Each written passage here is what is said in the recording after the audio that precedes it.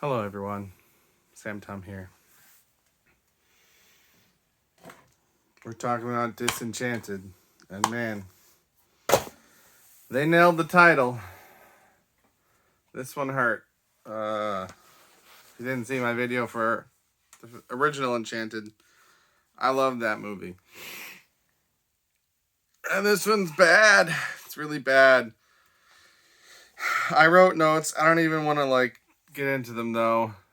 Honestly, I don't even really want to do this video, but I already watched the movie and that was bad. So I gotta at least get a video out of it. So I'm just gonna read a lot of this. Giselle's track doesn't seem to be consistent from the first movie. That's the biggest problem.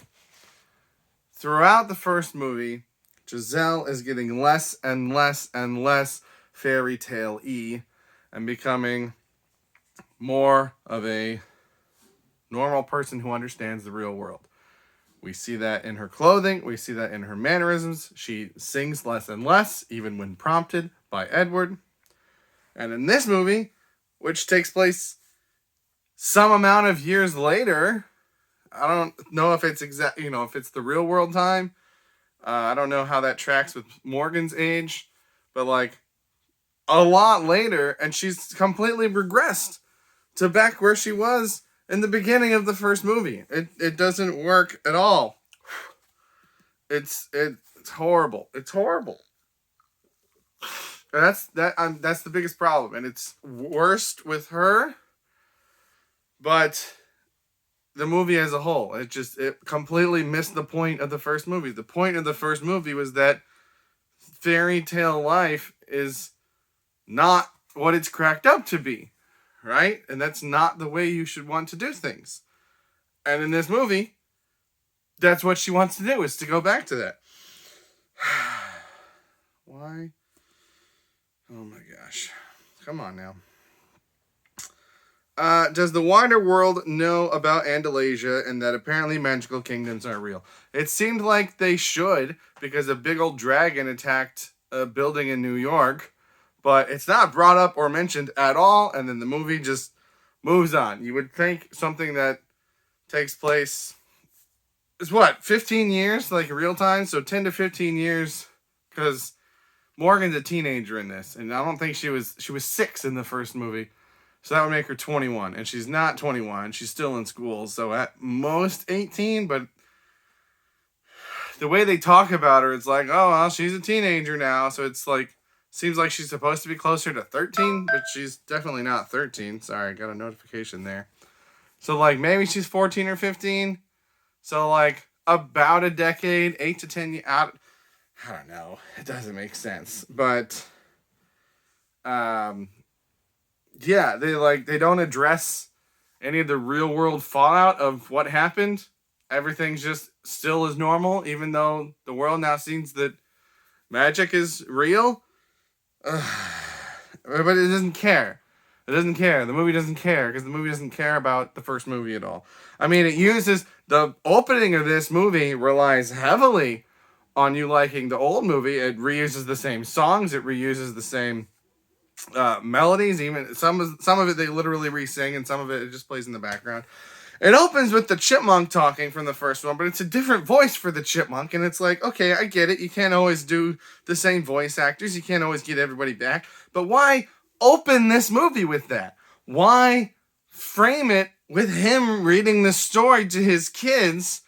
Because that just makes it that much... Because I don't know if it's the same one doing the chipmunk voice, but that one I couldn't tell a difference.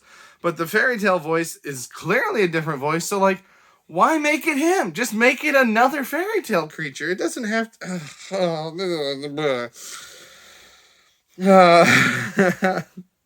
Again, knowing magic is real doesn't seem to have affected Robert at all.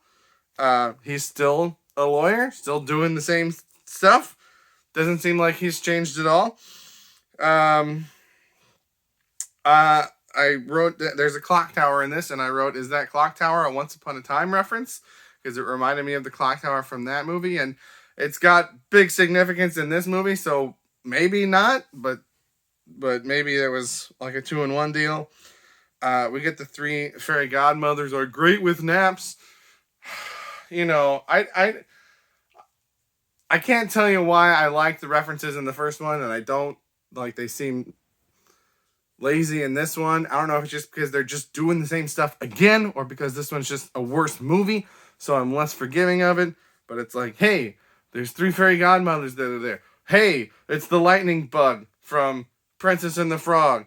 Hey, there are toads. Because fairy tales have toads sometimes. I wrote not loving the opening song, and that became a theme throughout the whole movie. None of the songs are good. The villain song, like the musical lines are good, but the lyrics are just horrible. The songs in this are horrible. None of them are relatable. They're all very specific to the characters and the plot. And, like, that's not what makes a good song that people want to sing and play. People like songs that are relatable. So, like, we have an I Want song, but it's very specific to her. It's not a generic love song, right? Like, I want to find someone that, you know, like the first movie, right? I want to find someone that I'll fall in love with. Or I want to get out of this, Ariel, I want to get out of this place that I'm stuck in and go see the world, right? And, like, the best I Want songs are songs that people can relate to. And so they feel that. Hercules wants to prove himself. He can go the distance, right? But these I Want songs, almost every song in this is an I Want song. And they're all super specific to the movie. And it's like, sometimes songs that are very specific to the movie can take off. We don't talk about Bruno, right? That's not a relatable song, but it's good enough that it transcends that. And, like, stuff from Aladdin, you know, Whole New World. Yes, it literally talks about the magic carpet ride, but, like, there's a metaphor on top of that which makes it work, right? But something like Friend Like Me, it's like, okay, so that's mostly just about the genie, but the genie's such a fun character that it works, right? That it's okay because it transcends it, and the movie that it's in is good. Prince Ali, again, like, that's not a relatable song, but it's a bop, and it's in a good movie, and so you like it. But, like, you know, Lion King, I just can't wait to be king.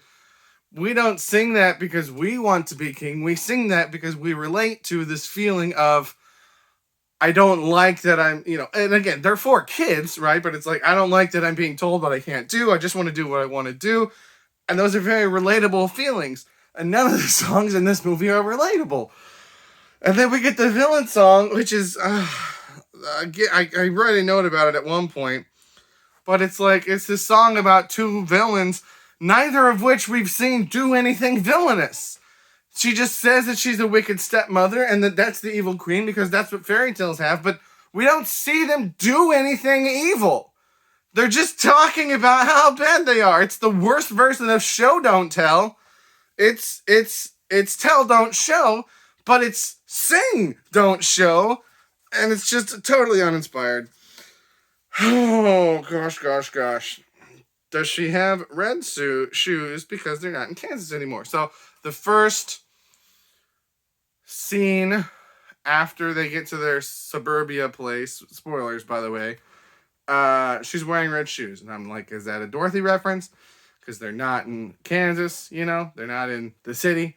They're now in Oz, but, like, Kansas wasn't the city, so I don't know if that was supposed to be a reference or not. I know that's not Disney, but Disney has made Oz movies before. James Marsden is the only good part of this movie. I wrote the note that said he is saving the movie for me, but it doesn't save the whole movie because he's only live action in 2 scenes, and very, very small parts in both of them. He does a little bit of voice work, which, by the way, the animated parts of this are much worse than the first one. I couldn't tell you why. I don't know that art form, but, like, it just looks worse. Maybe it's just because I don't like the movie, so I'm I'm viewing it worse, but I do think it's worse.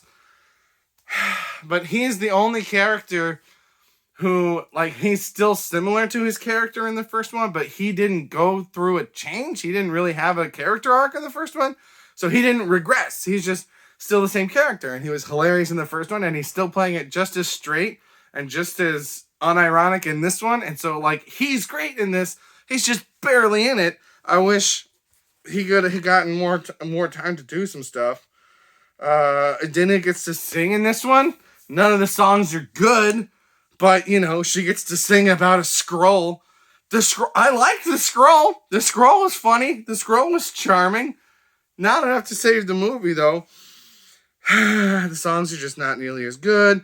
Over and over and over until you die. So like we get this like again this nihilistic take on suburbia and riding the train back and forth, blah blah blah blah blah.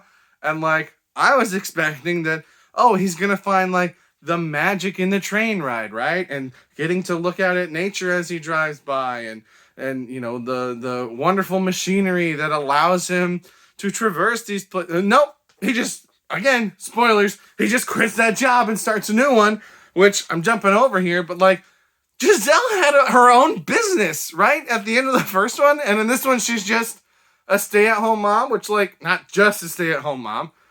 That's great if you're a stay-at-home mom. I have nothing against that, but like what happened to her business? What happened to her passion for making clothes and bringing that fairy tale whimsy into the lives of others? It's not mentioned. It's not referenced. There's nothing about it.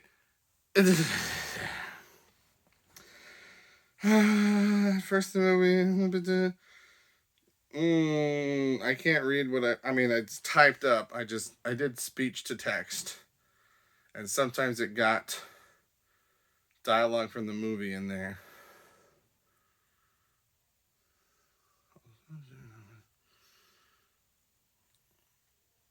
I think, okay, so I wrote a note about how Giselle is just like she was in the first movie. They talk about living a cliche, and it's just one of these examples where they try to lampshade the issue that they're in so that they don't have to you know, address it, so they don't have to fix it. But like a lot of cliches in this, they're not. The first one was a clever twist. It was a deconstruction. It was a reconstitution, right? It was taking those elements, playing with them, right? And like pointing out like, hey, aren't they silly? Like we love these, but they're silly, right? And this one, it's just, there's no awareness. They're not playing with the tropes. They're not deconstructing it at all. They're not doing any kind of higher anything. It's bad. It's bad. The score throughout the movie keeps leaning on songs from the first movie because the songs in this movie aren't any good. The wand wasn't for you. She steals her baby's wands to make this wish. Family Guy already did this. There's a scene right after her wish takes effect where they're in the kitchen and like everything's wonderful, and it's like that scene from that episode of Family Guy where they go to the Disney universe. And like that scene could have been good with like magical toasters. I'm like, is that a Brave Little Toaster reference? I don't know. That's Disney property. But like it could have been cool with magical kitchen elements, but it's just like doesn't go anywhere. And the song's not good. The dancing could have been good, but the song's not good. There's a Fantasia broom, and then later on they name drop Fantasia. There's lots of references in this, lots of Disney references, which like, again, in the first one, because it's a good movie, you like them, but in this one, it's just like, you can't just put in references, right? You have to, there's a difference between, you know, a love letter and showing how much you appreciate something, including putting a lot of references in, and then just doing some crap thing that you throw in references so people will be like, oh, look, it's Flora, Fauna, and Merryweather, which are the names of the lights that I have in this room. Most of my smart lights are named different things. These ones are Flora, Fauna, and Merryweather. The one in that room, one's called Maleficent, one's called Tinkerbell, and one's called the Kraken. So, like, I'm all about referencing things, right? But, like, if the movie's not good, then the references aren't going to help you. They're a nice bonus if the movie's good already. But references on their own aren't gonna make it anything. First one was a love letter. This one is just a pale imitation. As I said, I like to scroll. Songs are too plot specific and not relatable enough. Not buying the evil from Amy Adams. So I talked about in the first one how she really sells her character, being from this fairy tale land, being out of place in the real world, and then you apply that gradual change over time. She's playing a character that turns evil in this movie, and I don't buy it at all for 1 second. A villain song with two villains, neither of which have done anything villainous. I already talked about that. Animation seems much worse. I already talked about that. The wish never got undone. So at the end of the movie, there's some technical words don't mean words, I guess. Hand waviness, and there's a new wish made, but the first wish was never undone. Like, just undo the wish and then does making a second wish undo the previous wish? We're not told that. Even though we've got a scroll that tells us the rules and a whole song about the rules. Maybe it was in the song and I forgot because the song's terrible. Didn't Giselle have... Oh, I already have her own business. Talked about that. Is she just not doing anything now? And again, like, if you're a stay-at-home mom, good for you. I have no problem with that. But, like, address it in the movie. It's bad. It's a bad movie. First one's great, right? This one doesn't retroactively ruin the first one. I'm not one of those people that thinks that new entries ruin old entries. First one's great. New one's bad. And again, I haven't seen what anyone else thinks about this yet. But, like, this is worse than The Menu. I hated The Menu, but at least that was, like, it didn't already have something great to build off of. This, to me, is very similar to how I felt about Thor: Love and Thunder, which is where you're coming off a huge high of Ragnarok, and then you just completely drop the ball. Not even drop the ball. You smash the ball into the ground, you stomp on it, you throw dirt on it, and you smear it around, and you call that an improvement. But a lot of people like Thor: Love and Thunder, so maybe people will like this too. I mean, if you do, good for you, right? Like, I'm jealous when people like things that I hate, right? I don't think everyone should hate the same things that I hate. That would be depressing, right? And obviously that's not how it works. Otherwise it would have never gotten made. But, like, don't think that I'm going to hate you if you like the movie. If you like the movie, good. I wish I did, but I don't. I think it's bad. But that's just my opinion. What's your opinion? What did you think of it? How did you think about the last one? How do you think this compares? Let me know. I got to turn this off because I'm just getting worked up. But thank you very much for watching. Have a good day. Goodbye.